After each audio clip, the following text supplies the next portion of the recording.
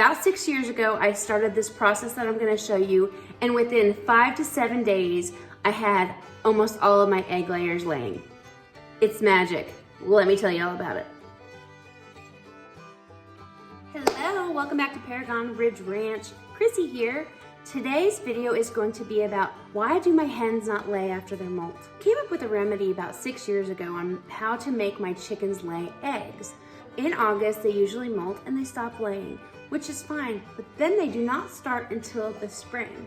I have very lazy chickens, and they're all different ages. Some I have are 2, 3, 4 years old. Some I have are probably 7, 8, 9 months old. No eggs. I provide them with clean water. I provide them with 14% all stock. I give them chicken scraps. I give them free-range grit, free-range calcium. I don't know what else to do for them, but they are slackers. About 6 years ago, I started this process that I'm gonna show you, and within 5 to 7 days, I had almost all of my egg layers laying. It's magic. Let me tell you all about it. I call it chicken stew.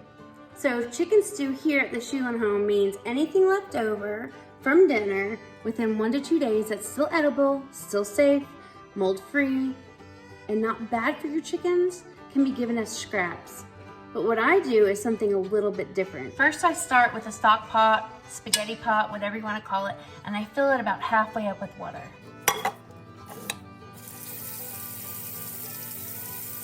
Next thing I do is put it on the stove and turn it to a boil. Here's what I'm doing. I am taking some water, maybe not half, maybe like a quarter full actually. What I'm doing is I'm taking this water and I'm gonna bring it to a boil. All I'm trying to do is really just heat it up. In this water, I am going to put chili powder, garlic powder, crushed red peppers. Sometimes I put in cornmeal, but I don't have any. And I'm gonna talk to you about the importance of that here in just a minute. Garlic is great for chicken. Some people take a garlic clove and they just let it float in their water. It's really great for their immune system. So I'm gonna take this garlic and I'm gonna put some in the water. Next is chili powder or cayenne pepper. It's about the same thing. Old legends are if you give this, or even red flakes, on top of the food for chickens, it helps their internal temperature warm up in the winter so then they can focus on actually laying eggs instead of using their energy to make themselves warm. Makes sense, right? All scientific studies say, doesn't work. I beg to differ. I've done this experiment every single year. I've written a blog about it. I've documented my egg laying, my hens. I've documented every single day what I gave them, and it works. So I'm gonna take some chili powder and I'm gonna put it in here. Next are the crushed red peppers. I'm gonna put these in. But I do wanna tell you that all my research shows the chickens are immune to the taste of anything hot. So when they eat all this and you think that I'm burning their mouths or burning their butts, not happening. They can't taste the hot. It'd be pretty cool. Don't taste the heat. Put this in there. Now, sometimes when I do this, I'll mix it up and I'll add some cornmeal, and what I'm really trying to do is kind of create a paste, something a little bit thicker that I could pour on top of their regular chicken feed. Today what I'm doing is I'm not gonna pour this on top of their chicken feed. They love it because it makes the feed expand. They love it because it's warm compared to their outside is very cold. They like a nice warm meal. But today I'm gonna take this, it's done heating up, and I'm going to put all this leftover red beans and rice in there. I'm gonna cook it again in the boiling water to make sure that the rice is completely expanded, that the beans are completely hydrated, because you could never feed chickens uncooked beans. But we all know that they are cooked because I have a video coming on that very soon. Let's go ahead and stir this up.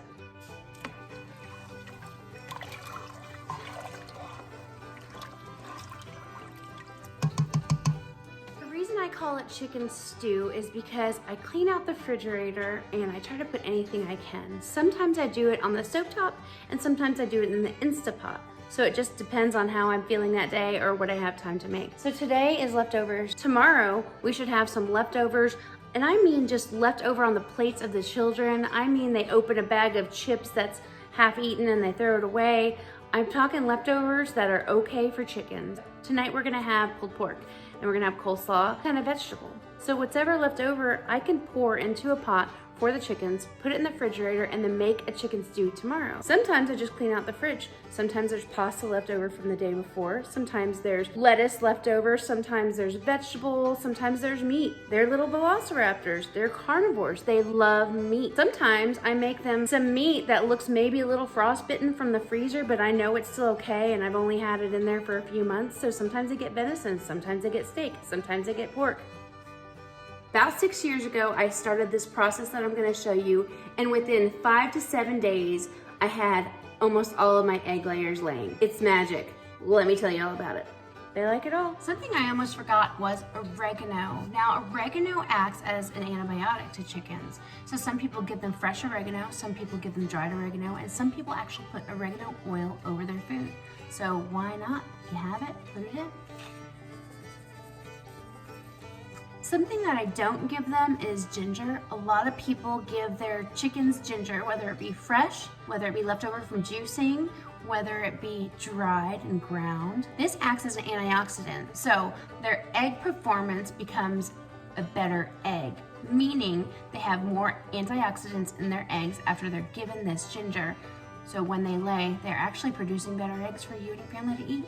So I might just put some in there.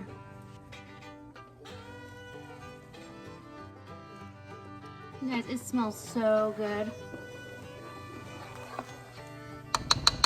It's starting to boil, as you can see. So now it's time to add your chicken stew. So what I said we were gonna do was put in this red beans and rice. So here it goes. We're gonna start putting some in there.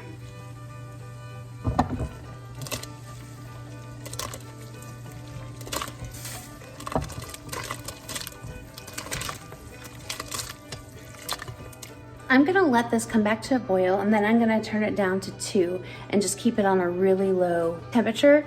And then you'll see that the rice will expand a little bit more, so will the beans, because we made it yesterday and it's been in the refrigerator. So it's gonna rehydrate a bit. Wanna make sure that happens before I give it to the chickens. So today is gonna be the first day of chicken stew.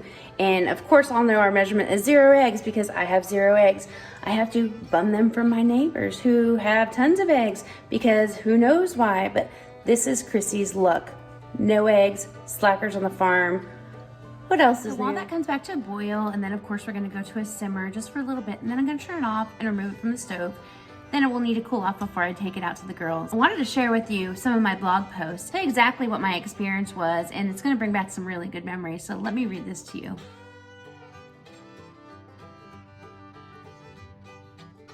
Here's the beginning of my blog post. This one was done back in 2018, and it says, hot sauce does increase chicken egg production in the winter. So here's the hot sauce that I use when I'm in a time crunch. I'll just pour this on top of their food if I'm not doing chicken stew. In this instance, I show I boil water and I put a whole bunch of hot sauce in it. Then I put some garlic, there's the garlic, and then I add the cornmeal. And then I stir it all together. And I take this slurry, and then I give them some of their protein and some of their corn, and I mix it up. I stir up the concoction of chicken stew or hot laying sauce, if you want to call it hot laying sauce. I put that on top of their food. See here? It does make the food start to expand. It does smell kind of good, even though we don't eat chicken feet. And then here it's showing that the Toll Buns and the Golden Lace Polish were loving it. The Crusted Cream Leg Bars love it. And then the hens are enjoying their hot treat. And then all of a sudden, within that week, I start getting eggs. White Polish egg, Toll Bun Polish eggs, beige cinnamon queen eggs. And by day 7 of doing this, I've gotten eggs. If you know me well, which you should, have already joined our channel and subscribed. If not, what are you thinking? Go right here and subscribe right now, because we talk a lot about chickens, livestock, goats. I do a lot of cooking, especially this gluten-free cooking. We have a bobcat, we build ponds, we knock down trees.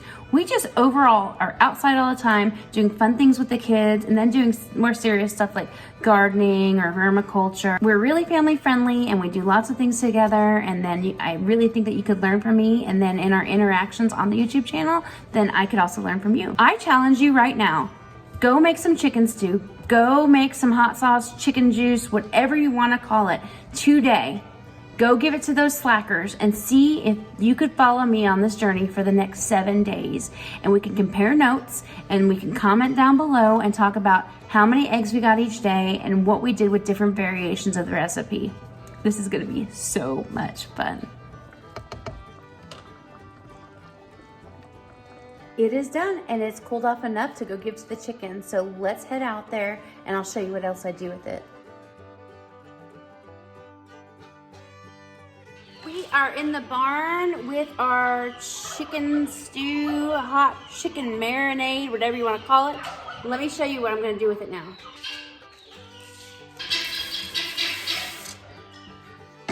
You just add the regular chicken food. And then you just stir it and go serve it to the chickens.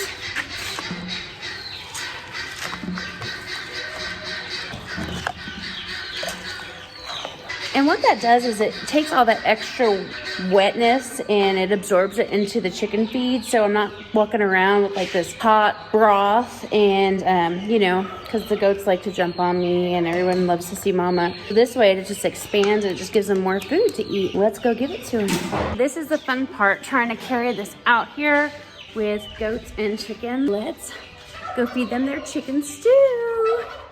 And hopefully, in 5 to 7 days, we will have some eggs. Tom, it's okay, buddy.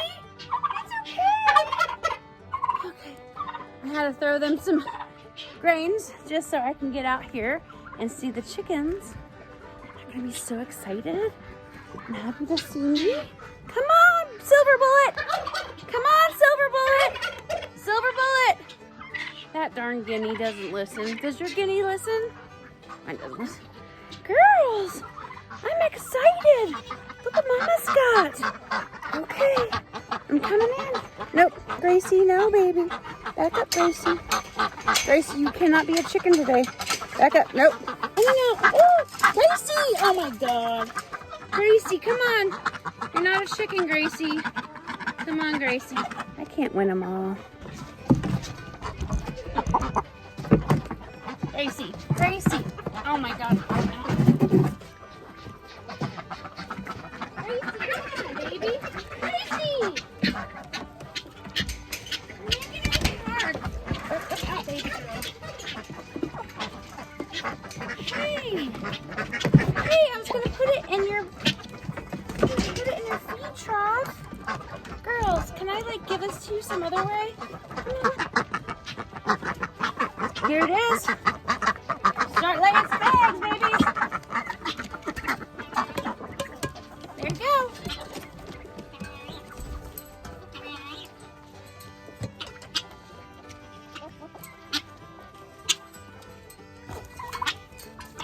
So as you see, they love chicken stew. It does not bother them at all that it's hot. They are going to enjoy this every day this week. And then we're going to start looking to see what eggs we have, what color they are, what day that they're laid on. And this is going to be so exciting. So don't forget to join me on this challenge. These girls better start laying.